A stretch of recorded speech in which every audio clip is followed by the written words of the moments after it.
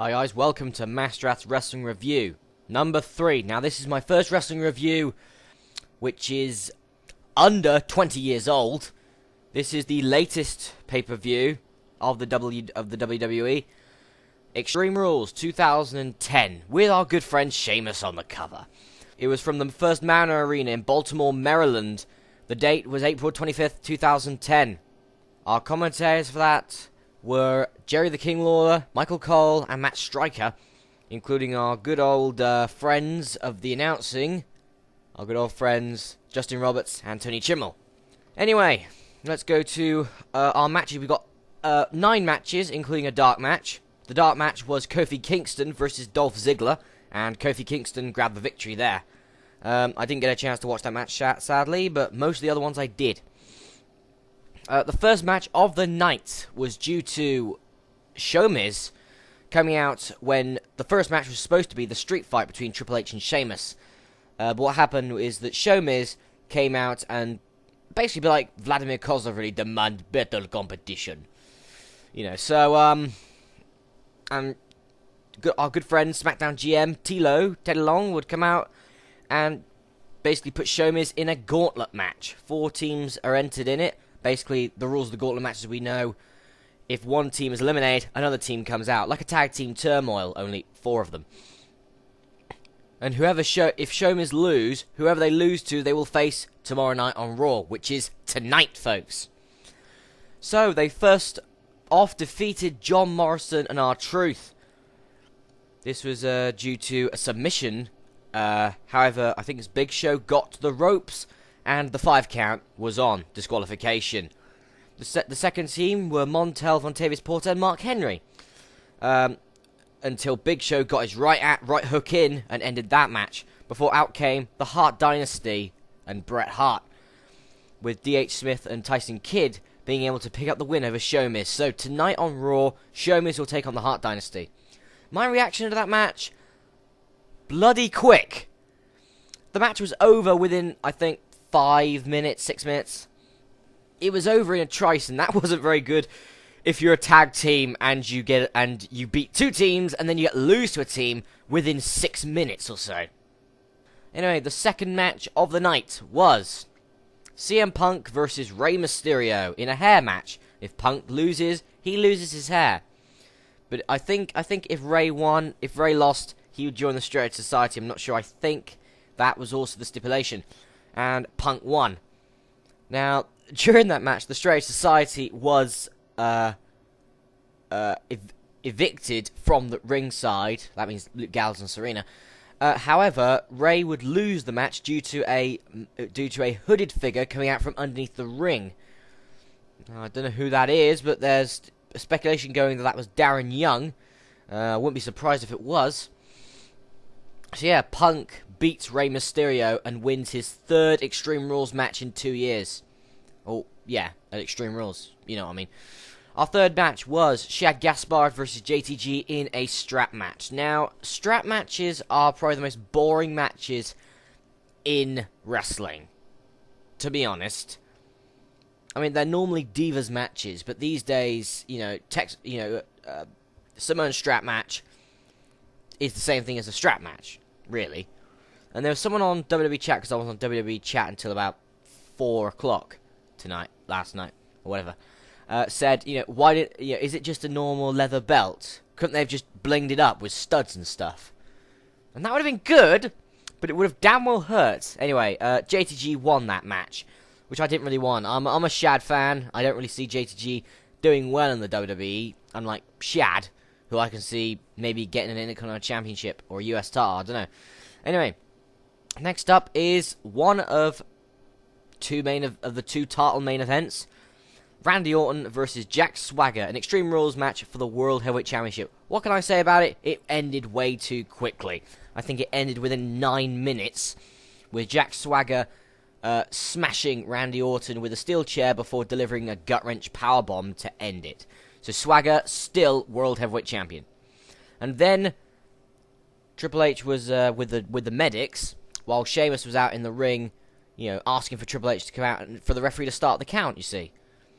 And Triple H came in and beat the crap out of Sheamus. The thing is that Triple H, I think, took three pipe shots to the face. Now, I love it that the WWE have banned chair shots to the head, but they have not banned steel pipe shots to the head. What the hell's that about? Anyway, Sheamus won that match, and Sheamus just reminded Triple H why he's the Celtic Warrior. A bit too much. And then, once again, just like WrestleMania, there's a Divas match very high up the card. Match 7 of 9, if you count the dark match as a match. Michelle McCool versus Beth Phoenix, an Extreme Makeover match for the Women's Championship. Now, we were all speculating, what the hell is an Extreme Makeover match? Well, for those people who didn't watch Extreme Rules, I will tell you. Basically, it's... everyone remembers the soon-to-be legendary Chyna versus Jeff Jarrett match for the Intercontinental Championship back 10 years ago or so. Which was a good housekeeping match, which basically you use household objects. Basically, that's it. That is what the match is. It's a good housekeeping match under a different name. Anyway, Beth Phoenix won that using the Glam Slam. So, Beth Phoenix is now a 3-time women's champion after beating Michelle McCool. By the way, I was on WWE chat with the Fink, Howard Finkel, and Melina, who were both online talking to people until, of course, people won. They came in and started to chat as well. People like JTG came in, and so did Beth Phoenix. So it's all good, yeah. Our next match was the Steel Cage match. Edge versus Chris Jericho. Now, this match has been boiling over. Matt Striker kept saying on the pay-per-view that this match was boiling over for over a year. No, because last year's Extreme Rules, Jericho just won the Intercontinental Championship and Edge lost the World title. This actually continued from about Night of Champions, so give it about a few months and then you're about there. But this match was brutal as hell. This was. I've watched this match and I've watched this time and time again. It was easily the best match on the card. And there were so many times that Jericho could have won. However, Edge was either too quick or Jericho was too big-headed. A few times, of course, Edge yanking down Jericho's pants. Did we want to see that? No. And Jericho had a chance at one point. He slammed the cage door into Edge's head. Edge fell to the ground, and Jericho could have easily walked out. He walked onto the first ring step, the second ring step, and then walked back in with a steel chair, wanting to take out Edge fully by probably smashing his head into the steel cage like an Edge head sandwich with a steel chair and the steel cage wall. But Edge reversed it into the spear. Edge would then punish, and I mean punish, Jericho, smashing the cage door onto Jericho's left ankle, and then basically destroying Jericho's ankle. Now, I'm an Edgehead. I'm a big Edgehead. I've been an Edgehead for 4 or 5 years, but even I was saying, just pin the man, Edge. I mean, you've done enough to Jericho. I was thinking in my head, poor Jericho. Does he deserve this? Well, yeah, but we don't want to see it. But anyway, yeah, Edge won that match. And our final match of the card. Batista versus John Cena. Last man standing match for the WWE Championship. Well, people who've watched Extreme Rules will know exactly what I mean by sighing. The match was great. The match was great. The match went on for, 35 minutes. It was a great match. Big moments, you know. John Cena attitude adjustment, Batista through a table, spinebuster through a table. You know, big moves. Until the duct tape incident. Cena would basically hog-tie Batista's legs to the ring ropes so he couldn't get out. I just want to say that is now 2 Extreme Rules in a row that John Cena has been portrayed to the fans as a genius.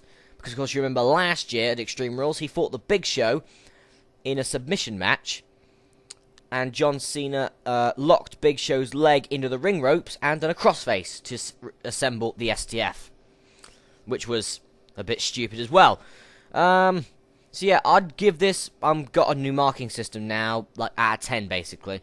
For this pay-per-view, I'd give it 6. It wasn't very good. Most of the matches were very forgetful. But there are a few which will stick. like Edge, Jericho, Sheamus, Triple H, possibly Cena, Batista. But if Cena had ended it with like an attitude adjustment from the top rope through a table, the match would have been a better match, and my rank probably would have gone up to 8 out of 10 or something. But no, it was crap. And what was worse is the referee screwed Batista over. The referee, I saw this, I've seen this, and the referee was counting slower for Cena to get up than Batista, and I just find that wrong. And it's just a shame that Batista's now leaving the WWE for a few months to be with his newborn child and stuff.